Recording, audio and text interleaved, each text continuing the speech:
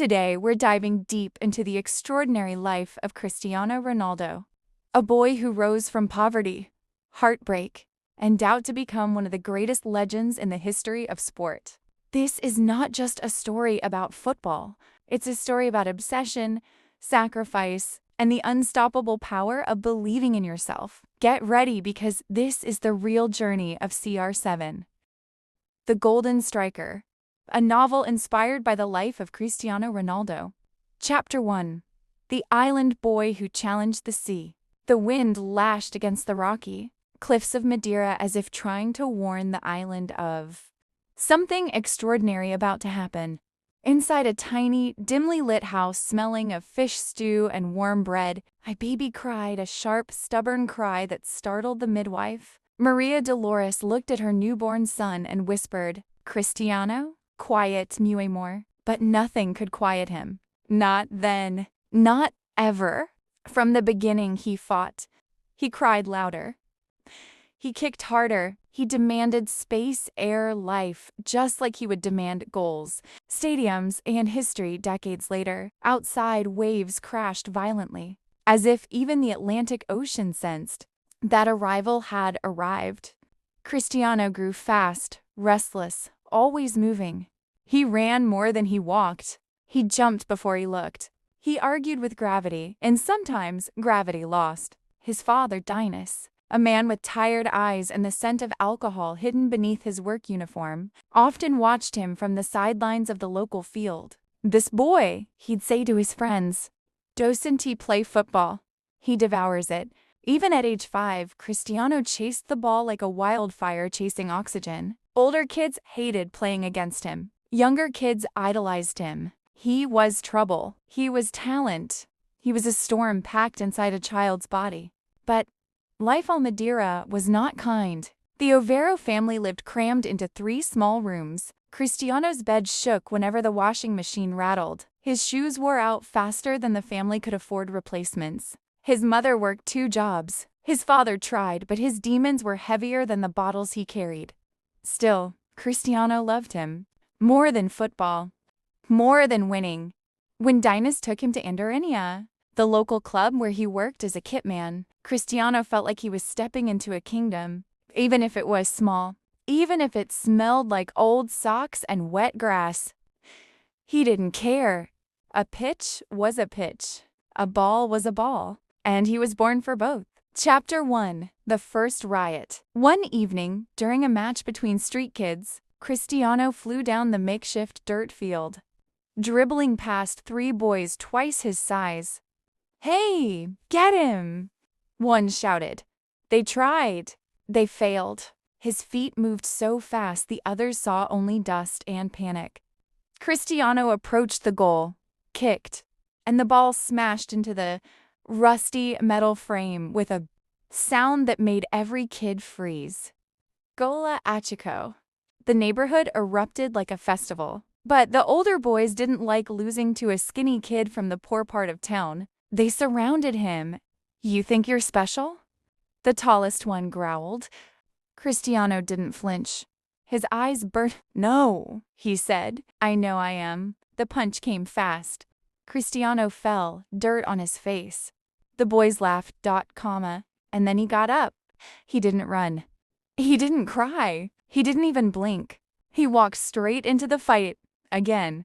That was the day everyone realized something. Cristiano Ronaldo could be beaten, but never broken. Chapter 1. Closing Scene. That night, lying on his tiny mattress, bruised and exhausted, Cristiano whispered to himself, "One day, the world will know my name." The moonlight slipped through the cracked window and touched his cheeks, as if blessing the promise. And far below the island cliffs, the sea kept roaring, not as a warning anymore, but as applause. Chapter 3. A Heart That Refused to Break. Lisbon woke slowly in soft shades of gold and blue, but Cristiano had already been awake for hours. He sat on the edge of his narrow dorm bed, lacing his boots with trembling fingers. Today wasn't just another training session. Today was a test, a real one, and he knew the coaches were watching. But something felt wrong. His chest felt tight. His breath sounded strange, like an engine struggling to he ignored it. He always did. Pain was nothing. Pressure was everything. He ran onto the field, and as soon as the whistle blew, he attacked the train like a storm ripping through the coast. Left, right, spin, sprint. He became blur and lightning, but halfway through a sprint, the world tilted sideways. The sky swirled. His heartbeat roared like a drum out of rhythm, too fast, too wild, too dangerous. Cristiano dropped to one knee. A teammate shouted, "Coach, he's collapsing!" But Cristiano forced himself up. "No, I'm fine. I'm fine." He wasn't. The coach grabbed his arm. "Sit down, Cristiano. Now." Cristiano's vision blurred as he sat on the grass. He hated the weakness, hated the pity in the other boy's eyes. He wasn't weak. He couldn't be. The diagnosis. Hours later, he sat in a cold, white hospital room, the fluorescent lights buzzing like nervous insects. A doctor with silver hair and serious eyes stood over him. "Cristiano," he said quietly, "you have a heart condition." The words sliced through the room. Cristiano blinked. What? What does that mean? It means your heart beats too fast, too irregularly. If you continue intense training. The doctor paused. Your life could be at risk. Cristiano felt the world around him collapse like sand. Football wasn't just a sport. It was his lungs, his blood, his identity. "Will I have to stop?" he whispered. The doctor sighed. "Not necessarily. There is a surgery, a delicate one. If it works, you may continue. If it doesn't." He didn't finish. He didn't have to. Cristiano felt cold for the first time in his life. The night before surgery, he lay in the hospital bed, staring at the ceiling. The lights were dim, but his thoughts were bright and violent. What if I die tomorrow? What if this is the end? What if the world never learns my name? A soft knock interrupted him. His mother entered the room, eyes red from crying, trying to smile for him. "Me," Cristiano whispered, voice breaking. She sat beside him and held his hand like she used to when he was small and afraid of the dark. "You are strong," she whispered. "You were born strong. Stronger than this island, stronger than this city, stronger than whatever this is." Cristiano shook his head. "What if the surgery fails?" His mother leaned forward and kissed his forehead. "Then you will still be my son, and that is enough." But it wasn't enough for him. Not even close. The surgery. The next morning, a nurse rolled him down a long, silent hallway. The wheels squeaked softly, echoing his heartbeat fast. Frightened, unstoppable. He clenched his fists. "I'm not done," he told himself. "I'm not done. I'm not done." The doors opened. Bright lights. Cold steel. A surgeon preparing the equipment. Cristiano closed his eyes, and the world disappeared.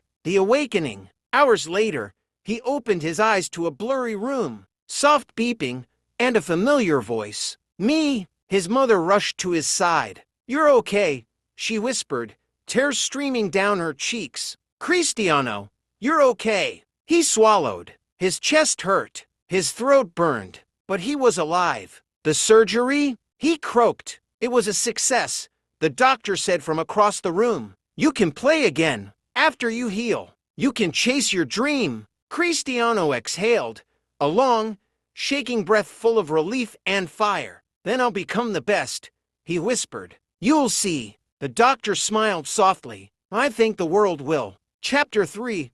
Closing scene. Weeks later, Cristiano returned to the field. Every player watched him. Every coach waited. Every doubt from every person echoed in the air. Was he still the same? Was he still fast enough? Strong enough? Fearless enough? The whistle blew. Cristiano sprinted, and the world saw. He wasn't the same. He was better. A heart that had fought death now beat only for greatness. Chapter 4. The Boy with the Broken Heart. The streets of Lisbon were loud that evening, full of rushing people and flashing taxi lights. But inside the small dorm room of Sporting Lisbon's academy, a 12-year-old boy sat alone on his bed, fists clenched, breathing like someone trying not to cry. Cristiano's chest hurt again. Not the kind of hurt that goals or training could fix, but a sharp, terrifying pain that made the world blur for a second. He pressed a hand against his rib cage. Not again,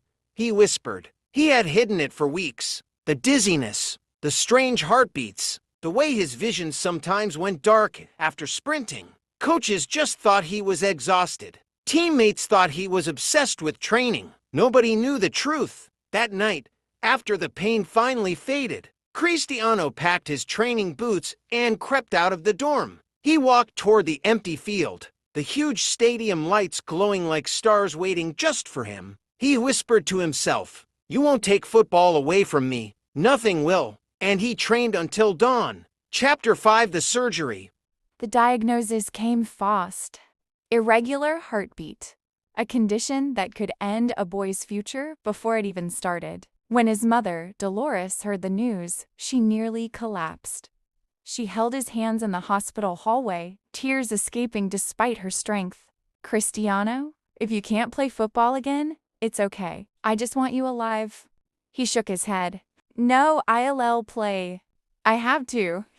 Doctors discussed risks. A laser surgery, a promise of recovery, but no guarantee.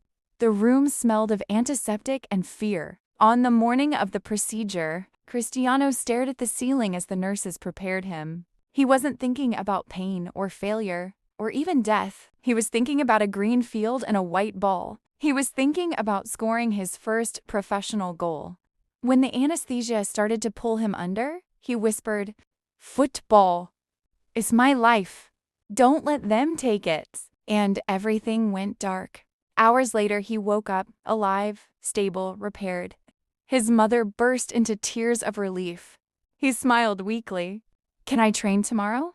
Everyone in the room laughed and cried at the same time. They should have known. The legend was just getting started. Chapter 6: The Meteor Rises. 3 months later, Cristiano returned to training, fiercer and faster than before. Something had changed in him. The fear was gone. Only fire remained.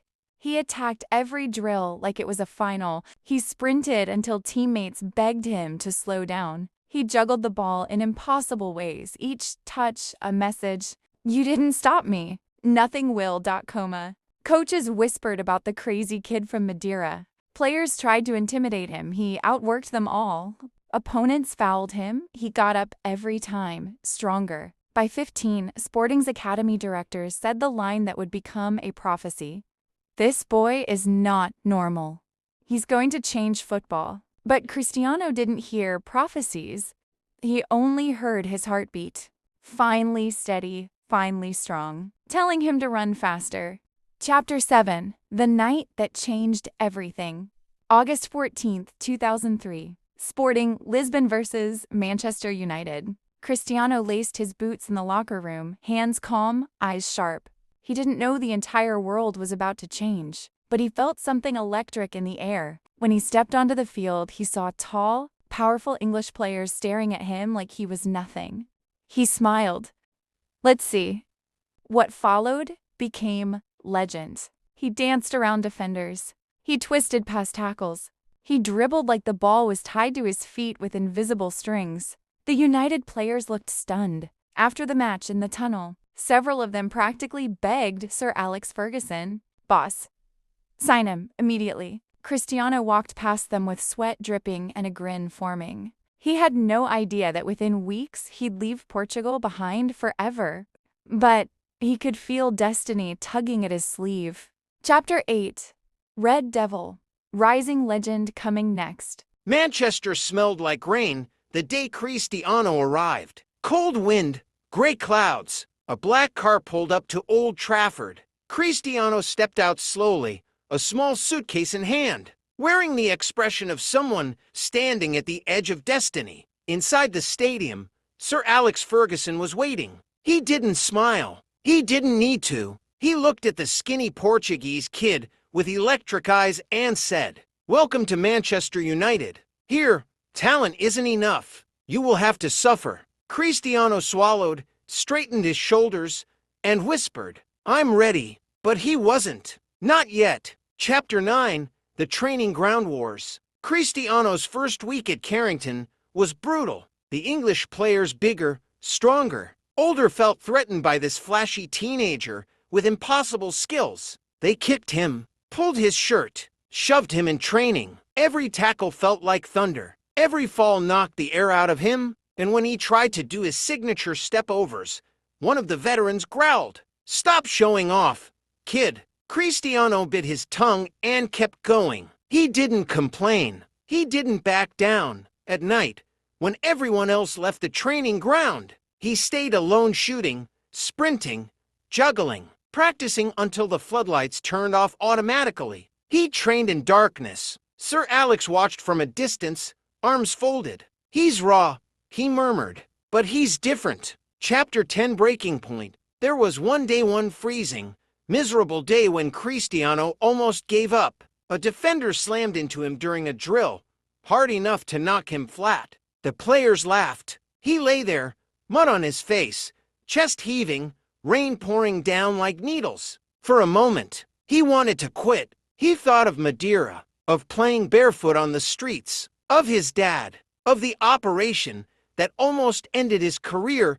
before it began. And something inside him snapped, not in weakness, but in fire. He stood up, lifted his chin, and whispered, "You'll remember this day." He tore through training like a storm. Even the veterans went quiet. Chapter 11, The Transformation. Over the next 2 years, Cristiano changed his entire body. He gained muscle. He learned power. He became faster, harder, smarter. Sir Alex molded him not just as a player, but as a weapon. He taught him discipline, control, patience, teamwork, and Cristiano absorbed everything like a machine built for greatness. Fans started chanting his name. Commentators noticed the spark. Opponents began to fear the step-overs they once mocked. But the real shift came on a night bathed in golden light. Chapter 12, The Final in Moscow. Rain fell in sheets that night. Chelsea versus Manchester United. Champions League final.